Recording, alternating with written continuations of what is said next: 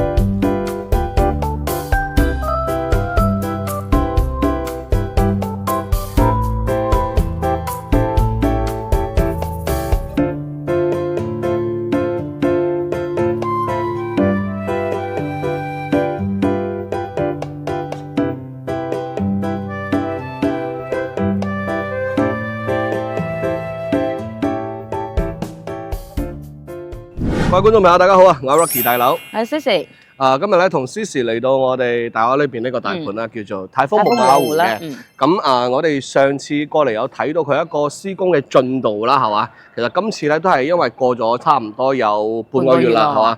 都係諗住過嚟再跟蹤下，係嘛？再睇下佢依家係到咗一個乜嘢程度啦。另外咧，上次我哋同大家溝通嘅呢個5月中間可以交到樓，依家都4月啦，係嘛？咁即係話仲有1個月可以交到㗎咯喎，係嘛？所以話今日咧都特登過嚟問下我哋個現場 sales 啦，睇下佢整個嘅一個進度，同埋我哋自己肉眼去睇，去到邊個位置，睇下我哋究竟5月中間可唔可以交到樓咧，係嘛？首先我哋睇下我哋而家所處嘅位置咧，就喺營銷中心過嚟嘅呢條路呢度啦，係嘛？124。側邊呢度就係124啦，係嘛？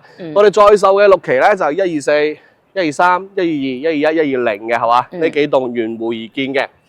OK， 咁依家咧我哋喺124，上次我過嚟都喺呢度拍過一下嘅。拍過。因為點解咧？上次咧我哋係見到有個蜘蛛人喺上空嗰度，係嘛？裝緊嗰啲百葉窗嘅。係。類似呢種，你睇翻呢條係好睇啲㗎啦。面個百葉窗嘛。就係呢個咧裝冷氣機嘅外機嗰度嘅一個百葉窗咁嘅一個遮擋啦，係嘛？先咁。OK， 我哋而家見到係已經完全裝好晒㗎啦。另外仲有一點咧，係嘛？123棟未裝。係，因為我哋嘅外牆施工呢邊啊，外牆施工呢邊咧就係話，如果佢好多高層嘅好多百葉窗仲喺度裝緊嘅情況底下，我哋入內園係一定要戴頭盔㗎。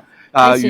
如果我哋唔戴頭盔咧，佢哋甚至係唔俾入嘅，因為咧個頭盔佢點都要俾你，佢俾咗你，佢就冇責任，佢唔俾你，你出咩事佢賴嘅，係嘛？係。OK， 睇翻呢邊啦，呢度都係上高嘅，全部都已經裝好晒㗎啦。但係我哋下邊嘅幾層2層、3層、4層、5層呢幾層就未裝，唔知點解，係咪冇貨咧？係嘛？我哋而家順住向前行啦。頭先124咧，我同阿 Cici 入去睇咗嘅。咁同上次唔同嘅地方係咩咧？我哋呢個大門咯，我哋大門已經裝咗。嗰個門框位啊嘅玻璃咧已經裝齊晒，但係爭嘢嘅喎。有。大門未裝。係。仲有一個細門咯，個後門個。細門嘅玻璃未上，就係呢兩樣啦，係嘛？咁依家我哋喺呢度再行下啦。嗱，木馬湖嘅在售嘅6期咧，側邊呢一條路咧過嚟咧就係我哋嘅中間嘅一圈嘅別墅區啦，雖然入住率咧講真係唔算高嘅嚇。如果係話講別墅嘅質素嘅情況底下咧，木馬湖係即係佢唔係話排得幾上位置嘅，係嘛？但係我哋講翻高層小高層咧，喺大亞灣西區呢邊咧，確實係冇乜對手啦，係嘛？高層就咁我哋睇下123係點樣嘅？係123呢個123棟。呢個門一樣係未裝。呢度呢個位置咧，同我哋上次過嚟係差唔到幾多嘅。跟住我哋行過嚟望一望。OK， 嗱呢度咧就可以睇到啦。呢道門啦一樣未裝。咁我哋嘅玻璃咧就已經上晒㗎啦。咁我哋上次未上玻璃嘅。OK， 主大門仲未裝起，係嘛？主大門裝起，其他嘢就差唔多七七八八。我哋繼續向前行啦。咁其實咧，木馬湖依家目前嚟講，佢舊年嘅12月份交嘅咧，嗰3碌咧，即係4期嗰3棟83、84、85啦，超高層啦。係個超高層咧，依家咧就基本上就入住率都係幾高下㗎啦，係嘛？呢幾棟真係比較好啊，好多人住。等到依家呢邊咧，咁佢話咧，頭先咧我都係問咗個現場 sales 嘅，我話之前預計話5月中間可以交到俾大家啦，係嘛？依家咧呢件事會唔會有變數咧？係嘛？咁個現場 sales 都好老實咁同我講啦，係嘛？咁5月份應該係交唔到，因為咧佢等貨到啊，佢樓下嘅大門嘅貨未到，仲有呢種遮擋嘅百葉窗咧有啲地方未做晒，所以佢等貨到。另外一點，仲有咧佢嘅每一戶嘅內籠入邊有嗰啲防護欄杆啊，都未裝齊嘅。咁未裝齊，未裝齊嘅情況底下，佢又需要啲時間，佢先可以裝到齊嘅。咁依家計落嘅話，依家係4月中間，4月中間啊，10月10號啦嘛，係嘛？4月中間，咁差唔多要到6月嘅中間先交到，即係話要等多2個月先交到俾你嘅，係。可能要等到我哋合同期嗰個時間交咯。係，咁因為大樓之前咧，其實都係話問過下嘅，咁預計嘅時間係5月度係裝到交到㗎啦。但係依家咧就變咗啦，係要差唔多到6月中先交到嘅。我哋而家係順住條路咁樣行過去啦，係嘛？可以見到其實樓下啲花圃啊、啲綠化做得都係好靚嘅，位置都好。即係我哋嘅整體上嚟講，樓間佢闊嘅情況底下咧，睇落咧喺樓下1樓望上去都感覺到開揚啲。呢個係咪楊梅啊？楊梅啊！哇！楊梅嚟嘅喎。係咪？你哋交樓嗰陣時，咁啱可以食到水果。呢個係楊梅嚟㗎？係啊。呢個唔係荔枝咩？點解係荔枝啫？應該唔係。係楊梅嚟嘅。係楊梅嚟嘅，青啊依家，係嘛？都未熟依家。過多2個月應該熟㗎啦，交樓嗰陣時順便食啦。OK。你哋122棟。其實佢哋進度都差唔多咁上下，你見到啦呢邊，因為佢哋裝啲防護欄杆啊呢啲嘢放咗喺度。材料喺度啦，材料已經喺樓下噶啦，咁其實裝咧就需要啲時間俾佢咯，係嘛？材料喺樓下噶啦，跟住對角都一樣噶。其實佢哋即係佢哋每做一樣嘢都係咁順住嚟搞噶。你睇嗱，咁呢邊唔同啲，呢邊同124嘅區別咧就係話呢邊開咗燈啊，124嗰邊冇開咯，係嘛？咁呢度都係玻璃已經裝咗上去啦，咁大門咧仲未裝嘅，咁大門應該等貨到啦，等咯。咁我見到啦，做緊嘢係做緊乜嘢咧？呢啲防護嘅欄杆係已經擺咗喺樓下啦。咁到時佢搬上去之後裝完就 O K 㗎啦。係裝呢啲應該都係幾快嘅喎。講真，如果個屋苑大咧，大有大嘅好處，但係咧，我係好唔中意行啲大屋苑嘅，行到腳痛啊嘛。所以話我次次過嚟，我唔係揸車，就係揸電雞。揸電雞真係比較方便。木馬湖入邊揸電雞好過癮嘅，因為佢啲路多啊。路亦都好大啦，啲路。OK， 咁我哋已經行到121棟啦。咁我哋一陣間咧去睇嘅話咧，我哋都順便睇下樣板間啦。好耐冇睇過樣板間。去影下啦。係啊，再去望一眼樣板間，係嘛？跟住簡單咁介紹下差唔多。其實今日過嚟咧，主要都係話幫各位唔得閒過嚟嘅業主朋友係嘛，幫你哋睇下個進度究竟如何啦。咁呢啲材料其實已經全部擺咗喺樓下，我見到噶啦。佢哋而家都係做緊呢樣嘢，所以佢需要啲時間咯。係。千辛萬苦行到赤兔坡門前啦。呢2日啲天氣好鬼悶熱，我成頭都係汗。我尋日喺度曬傷咗。嗱，赤兔坡門口嘅一啲水謝啦。咁其實上幾次過嚟咧都冇介紹到呢棵嘢。呢啲草啊，係叫黃金草定叫咩？即係話吸金嘅。係，各位朋友，如果你哋喺野外見到呢種野生嘅呢種植物咧，你可以確定一樣嘢，佢下邊係一定有黃金嘅，係嘛？所以咧，佢呢個都係多咗一個吸金嘅咁樣一個內涵啦。所以話咧，佢呢個水謝係嘛？佢嘅整體一個寓意咧係嘛？都係話吸金多金啦係嘛？加埋咧，其實呢邊赤兔坡門口呢個水謝雖然做得比較簡單。但係都算係有咁上下喺度開緊嘅，係嘛 ？OK， 都係開緊，有得睇啦。咁其實講真，相較喺2期、4期同埋6期咧，門口水池我覺得最好嘅咧就係2期飛電廳嘅，即係佢嗰邊咧，首先個大門好氣派啦，跟住佢兩邊啲噴泉啦，仲有中間一條廊道行過去啦，確實係好啲。但係咧，你都要記住一樣嘢，人哋買得都係貴啲，係嘛？人哋買嗰時幾錢咧？相當於17000啊？萬幾啊？貴㗎。跟住呢邊咧，仲有一道風水牆啦，係嘛？120棟咧，有匹馬。120棟係咪同其他棟數唔多同咧？即係呢兩樣嘢等於得佢自己一個人有嘅啫。係。OK， 跟住我哋向前行咧。而且呢個地方都係比較大咯。係啊，嗱依家呢度咧就係120棟嘅樓下，咁相較喺其他棟數咧，我覺得120棟咧就唔知點解就覺得佢威啲啦，係嘛？好睇咯。係啦，跟住我哋喺呢度行翻我哋側邊呢度，就可以睇到我哋呢邊一片湖景。係呢片湖景。呢個湖係唔係最大塊嘅一個湖啊？唔係喺營銷中心門口嗰笪先係最大，即係呢邊比較大。嗱，因為佢係一條線過嚟啊嘛，咁望過去係嘛？係。點解好靚嘅？跟住正前方咧就係83、84、85呢3棟嘢係嘛？OK。下邊咧仲有人釣魚嘅嚇，陽光草坪上邊有人釣魚，有人曬太陽啦。呢度係允許釣魚嘅嗬。整體上嚟講，呢度咧成個風景啊都係非常之唔錯嘅。你可以見到啦，即係首先我中間有塊空地啦，跟住咧每個樓間佢間隔都比較大啦，所以一眼望過去咧好通透、好舒適嘅，係嘛？住喺度心情都靚啲。呢個120棟呢度好舒服喎，睇下。等陣先，120棟有唔同，你過嚟睇下。呢個見唔見到呢個？係咪我哋我哋呢個121啊？因為我哋嘅樣板間喺度啊，咁我哋見到其他嘅咧都未裝呢2道大門嘅。咁呢2道大門裝完之後就差唔多咁上下噶啦，我哋成個嘅一個大堂位，係嘛？大致就係咁樣。我哋依家咧就上樓，再望一望個陽板間。嗱，咁其實咧木馬湖嘅我哋而家在售嘅係109方啦，主要嘅就得109方啫。咁好似話大積啲嘅124同埋148嘅嗰種大橫廳嘅戶型咧就賣晒，時不時會打一套出嚟㗎，我都有講過嘅，係時不時會打一套出嚟。係拍訂呢就會翻嚟㗎啦。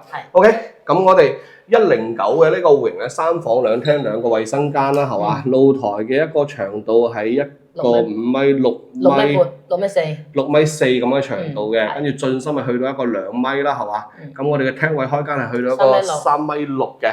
OK，咁。今日咧就簡單拍一套啊，就係我哋嘅樣板間呢度噶啦。咁至於話其他嘅流動嘅，就係109嘅所有朝向，我哋之前嘅嗰一輯已經係全部拍過晒噶啦嚇。如果你想了解下，話我究竟我買其他棟數，我望到嘅景係點樣嘅，係嘛？有咩問題咧，係嘛？全部都有講得好明白添，可以翻返之前嗰輯去睇就 OK 啦。OK， 入房之後，鞋櫃位。呢個鞋櫃好面善，呢個鞋櫃一定有㗎嚇，呢個就係膠標入邊有嘅。跟住到大門咧，同我哋嘅4級相比咧係有升級嘅，係嘛？其實呢度加啲潤滑劑就 OK 㗎啦。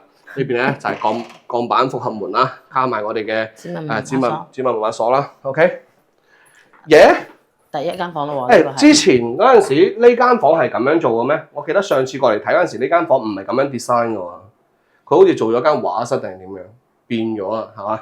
依家變咗間房嚇 ，OK， 跟住呢間房咧，我哋120棟嘅02戶型咧，我哋可以呢間房可以望到一個好靚嘅湖景。哇！呢個湖景真係比較好睇喎。因為佢採用嘅都係呢種成塊嘅落地玻璃啦，咁湖景啦，一張床啦，加埋我哋嘅一個書台啦。呢個書台講真，你做僆，我做僆仔嗰陣時喺度寫作業嚇，成績都好啲啦，係嘛 ？OK， 行過嚟。呢邊咧做咗啲背景牆嘅，行過嚟咧就到廚房位。廚房位唔算特別大，但係咧兩邊佢可操作空間係比較 OK 嘅，因為佢直線㗎嘛，係嘛？呢度係灶台啦，然之後我哋喺呢度洗菜、切菜、放嘢可以 OK。即係擠嘢可以擠到，係嘛？你收嘢亦都可以收到，加埋呢啲櫥櫃係實用嘅櫥櫃，係咪？開翻出嚟就係俾你擺嘢嘅，唔係話有啲樓盤咧，佢就係話開櫥櫃俾你咧，唔係攞嚟擠嘢嘅，放呢個熱水器啊，唔係係攞嚟遮醜嘅。咁呢度咧，呢4個櫥櫃咧，咁就係話真係攞嚟擠嘢嘅，係嘛？跟住雪櫃位啦，側邊咧雪櫃位啦，咁好似話抽油煙機啦，跟住呢個燃氣灶、燃氣灶啦，同埋書道碗櫃都係齊備嘅。咁之前話係老闆一套，咁依家咧根據4期嗰邊交樓之後嘅一個經驗咧，應該係華帝嘅嚇。OK， 出嚟嘅話就係生活露台，生活露台擺洗衣機啦，跟住所有啲垃雜嘢全部擺出邊，安全隱患會差啲。熱水器同埋熱氣錶啦，都喺呢度。安全隱患就會比較低啲，係嘛 ？OK， 放翻出邊亦都係睇翻我哋嘅一個湖景。好開闊個視野。好，咁我哋哇，即係呢啲係順住嚟講，好簡單係嘛 ？OK， 行過嚟之後咧，就到我哋嘅餐客廳位。餐客廳都好似有啲變化。佢係好似少咗嘢啊！但之前咧，攞咗嘢走，肯定係。之前我哋過嚟拍嗰陣時咧，我第一反應就係話個設計師好似好想塞好多嘢喺入邊，可以證明啲乜嘢咁樣。咁其實佢攞走啲素雅啲，仲加好睇啲咯，係嘛？ OK， 對開咧就係我哋嘅餐廳位啦。餐廳位留嘅位置雖然唔算特別大啦，但係佢側邊呢度其實有做餐邊櫃嘅。餐邊櫃佢整咗。嗱，餐邊櫃做到咁大啦，佢個深度都差唔多40厘米啦。咁其實呢個餐邊櫃係好嘅，係方便嘅，又可以收納到嘢啦，係嘛？又擠嘢喺度，又好好睇嘅。而且呢個餐廳位都係算係比較好。呢個算唔算倒台式啊？算係。你屋企係咪中意做呢種啊？我係有呢個，不過佢唔可以抽拉，我呢個可以推拉嘅。但係呢個掂喎，你睇呢個。可以打邊爐，我買咗呢種啊！哇得喎，係啊！咁你屋企打邊爐嗰陣時叫我嚇，OK 啊！嚇，加埋呢種咧係一種貼牆嘅座椅啦，都顯得係比較新穎嘅。好，行過嚟之後咧，到我哋嘅一個廳位，廳位開間係3.6米，3.6米標準嘅大開間啊，唔係話標準開間，係標準大開間啊，係冇錯。跟住咧兩邊望過嚟。整體上嚟講咧，層高應該去到一個3.05米嘅，係嘛？都係算係比較舒適嘅。如果層高去到2.9米呢種標準嘅高度咧，你就會感覺矮咗啲，係嘛？比較壓迫少少。好，露台位行入嚟咧，呢度嘅深度係2米嘅，跟住長度係6.4米啦，係嘛？出邊咧擺咗一張咁樣嘅凳俾大家坐嘅。OK， 嗱，任何樓盤都冇可能係10全10美嘅，包括木馬湖啦。過嚟望下呢邊。工啦，我哋嘅嗱呢度咧就係工地，咁我哋咧禮拜6同埋禮拜日咧係唔做嘢嘅，係休息嘅。咁平時咧係由朝頭早8點鐘開始，去到晏晝嘅5點半左右咁嘅時間啦，係嘛？係。係施工啊嘛，呢個。呢度係施工，即係話呢度係建緊我哋嘅後邊嘅期數㗎嚇。咁有工地喺隔離，你會面對嘅問題係乜嘢咧？嘈雜。你會有粉塵，你會有噪音。但係頭先我哋喺入邊未拉開門出嚟嗰陣，你有冇聽到聲？冇，係嘅，些少咯。我哋要出到露台位呢度先至會聽到呢啲噪音嘅。咁因為我哋正面採用嘅全部都係雙層間玻璃啦，所以聲音會冇咁嚴重，冇咁大聲嘅嚇。跟住側邊呢度咧都係望翻我哋成個河景啦。咁其實我哋嘅左手邊呢度咧，咁我哋同你唔講依家講未來啦喎。未來咧呢邊全部都係超高層嚟嘅。所以呢一片咧視野會比較差啲，咁我哋主要都係話睇翻樓景啦，正面咧係可以比較開揚嘅，側邊啦，同埋我哋呢個嘅湖景一部分嘅。哇！你睇下下邊全部係咪魚啊？係魚啊！哇！全部羅非嚟嘅。木馬湖呢度釣魚冇乜好釣啊，全部都係羅非魚。唔好食。大佬咧出去釣魚咧，如果全部都係羅非魚啊，大佬當空軍㗎啦嚇。OK， 跟住行到生活區。生活區3段式乾濕分離，大細完全夠晒。但係呢邊咧就俾牆面食咗少少，所以話你沖涼嗰陣時咧，你唔使咁大個位置嘅，夠位㗎啦，係嘛？呢度做個玻璃隔斷就得㗎啦。但係呢種玻璃隔斷咧，建議就係做3聯動嘅，因為佢個位置係比較短啲，比較大啲。咁3聯動嘅咧，一開門咧，俾你出嘅位置會大啲嘅嚇。跟住馬桶啦，其實木馬湖個馬桶咧，我幾中意個東棚馬桶，佢唔係咁高啊，所以話咧。你踎落去嗰陣時咧，你就好舒適，好舒服嗰個腳啊。OK， 到第二間房。加一呢間房啦，係咪？嗱，加一呢間房之前咧係全部拉起嘅，我唔知點解，但係咧，我覺得打開好睇好多。點啊？即係之前我哋喺度拍過片㗎，呢度放咗好多嘢㗎，可能佢收咗好多嘢。擠咗好多垃垃雜雜嘢喺度，但係咧呢間房其實。你話真係擺張床喺度都冇問題，都係可以。但係咧，我都係話細啲嘅房咧，我都係建議話做書房啊，做書房呢啲成嘅呢啲地方。功能房咯。但係呢間房咧，佢確實佢嘅景色係好靚嘅。但係咧，住呢間房嘅情況底下，就差唔多日日都拉窗簾㗎啦，因為你係對住呢個應該係124方嘅嗰個橫廳嗰個戶型啊。係。你賣晒嗰隻咧，你就成日對住人哋個廳位咯。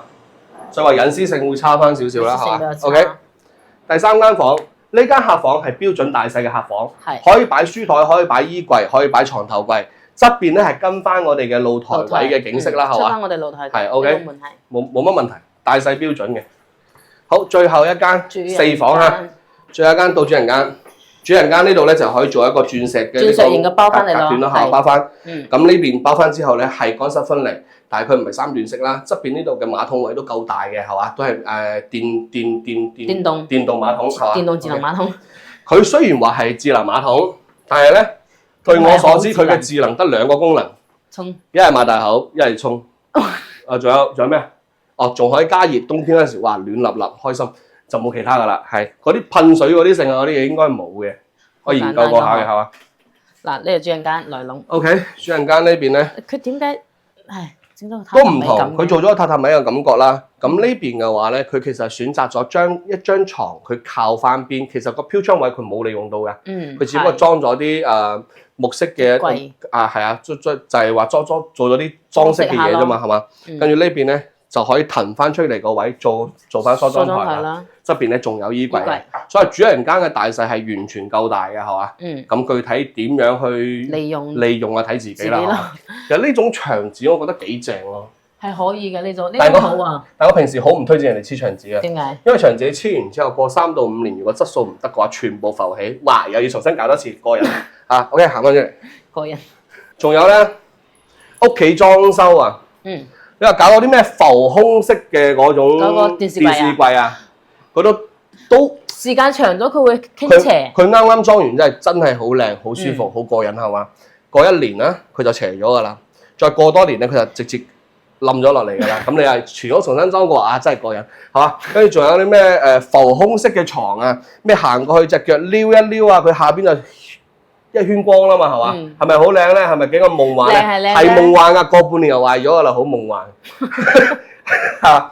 所以話咧，即係自己過嚟住裝修，主要講求一個實用。但係如果你超級有錢，中意半年裝一次，當我冇講過嚇，一定得嘅係嘛？裝修公司都好愛你嘅。好，呢期咧，我哋過嚟咧係有睇下木馬湖嘅一個施工進度啦。我哋都係話睇下佢喺度做緊乜嘢係嘛？點解搞咁耐啊？